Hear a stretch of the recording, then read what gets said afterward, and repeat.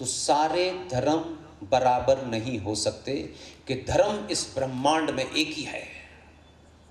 और ये मेरे कहने से नहीं हो रहा है कोई कि मैं कोई नया आई ना ना ना, आप उधर जाना नहीं चाहते क्योंकि बहुत सारे जो घूम रहे हैं अलग अलग वेशभूषा में, उन्होंने आपको वो सोचने की दृष्टि नहीं देखी। उन्होंने नहीं, उधर मत ले जाना, दुकान चलानी है हमको। पूरे ब्रह्मांड में एक ही धर्म था, एक ही धर्म रहेगा, उस धर्म का नाम है सनातन। अब आप सनातन से क्या मतलब लगाते हैं मैं नहीं जानता। हमारे पैदा होने से अंतिम संस्कार तक जीवन का हर क्षण शुद्ध साइंस पे आधारित है। जब शब्द साइंस नहीं था, जब हम तर्कों से अपनी बात लोगों को कन्वे नहीं कर सकते थे क्योंकि हमारी बुद्धि उतनी विकसित नहीं हुई थी। मैं हर सभा में कहता हूं कि आज भी ये वेस्ट की कल्पना के चलते भारत में हो रहा है कि हमारे यहां ये एक नया जुमला निकला है जो पिछले काफी समय से चल रहा है, कम से कम 100 साल से तो चल ही रहा है। वुमेन, महिला कमजोर होती है। Women is a weaker sex, पुरुष माचो है। ये चल रहा है और इसको एक एजेंडे के तहत चलाया, और उस एजेंडे को चलाते चलाते महिला सुंदर, सुशील, फलाना ढिमाका, बस यहीं तक सीमित है। इसलिए वो बोध नहीं कराया उन्होंने, ये चला हमारे यहां। इसलिए मैं आज भी कहता हूं, हर सभा में कहता हूं, किसी बेटी को, किसी बहन को, किसी मां को किसी पुरुष के पैर नहीं छूने हैं। ये टीवी में देख करके सनातन सभ्यता को बर्बाद मत करो, क्योंकि दुनिया का, मैं साइंटिफिक बात कर रहा हूं, दुनिया का अगर सबसे बड़ा कोई सच है उसे मां कहते हैं।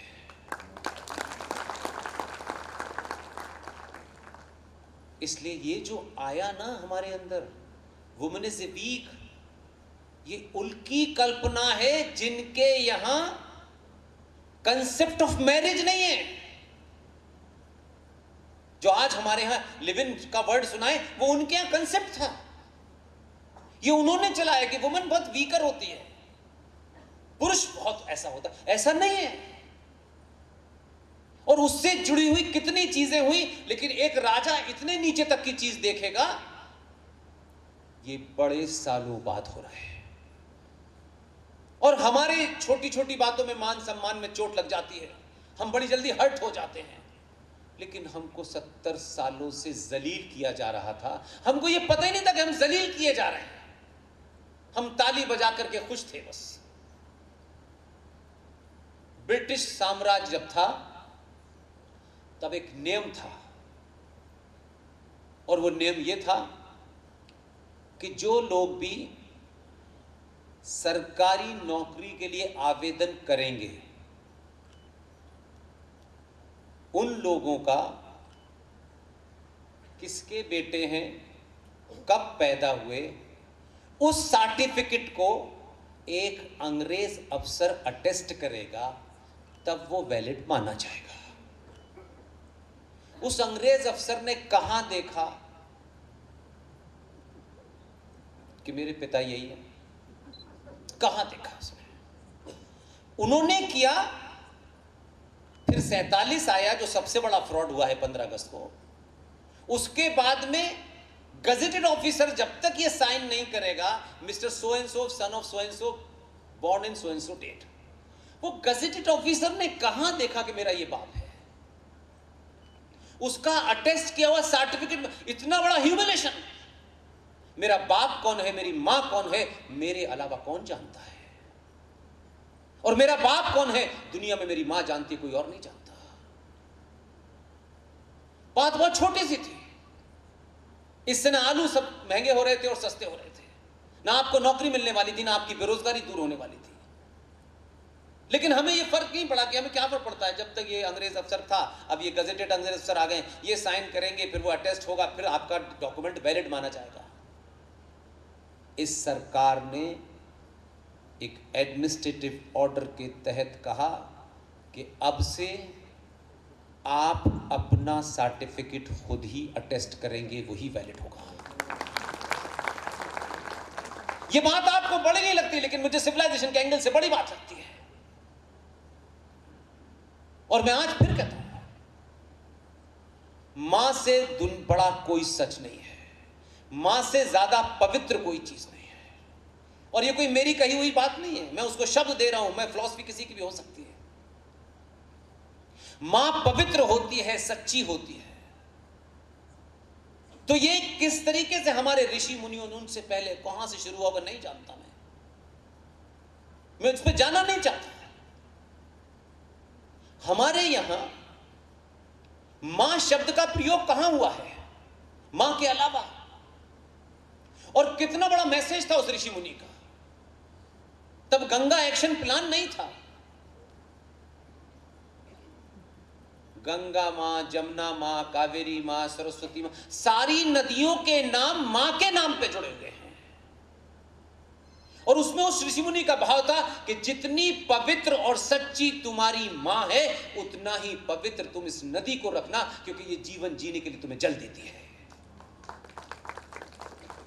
पिताजी के नाम से नहीं, पिताजी मात्र विश्वास है। और उसको लार्जर टर्म में अगर मैं एक्सप्लेन करूं तो मां राष्ट्र है और पिताजी देश है। देश के कानून, देश की व्यवस्था समय समय पर बदल जाती है। आज ये कानून है, आज वो कानून हट गया, आज नया कानून आ गया, आज संविधान में ये संशोधन हो गया, वो संशोधन हो गया। लेकिन इस राष्ट्र के नियम कानून 1000 साल से हैं, और जब तक ये ब्रह्मांड है वही कानून होंगे, वो बदला नहीं जा सकता। इसलिए मां नहीं बदली जा सकती।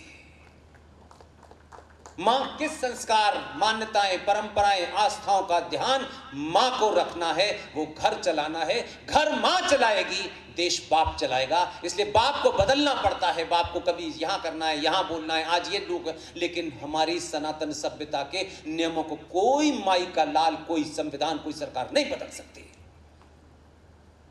इसलिए इस दौर में सच बोलिए और सच सुनने की शक्ति रखिए। और जिस दिन से सच बोलने लगेंगे, भाईजान का जो पजामा ऊपर है थोड़ा सा नीचे आ जाएगा। ये जो अल्लाह मियां की फौज है, छोटे भाई का पजामा, बड़े भाई का कुर्ता पहन के घूम रहे हैं, ये सिर्फ डराने के लिए है। ये जहां से आए हैं, इनकी फिलॉसफी वहां की पढ़ी नहीं है आपने। आप किसी आइडियोलॉजी को तर्कों से काउंटर कीजिए, डरिए मत। डर डर के जीने से अच्छा, मैंने पहले ही कहा कि कोई फायदा नहीं है। यहां से भागे, वहां से भागे, कैंप शिविर से भागे, वहां से भागे, भाग रहे।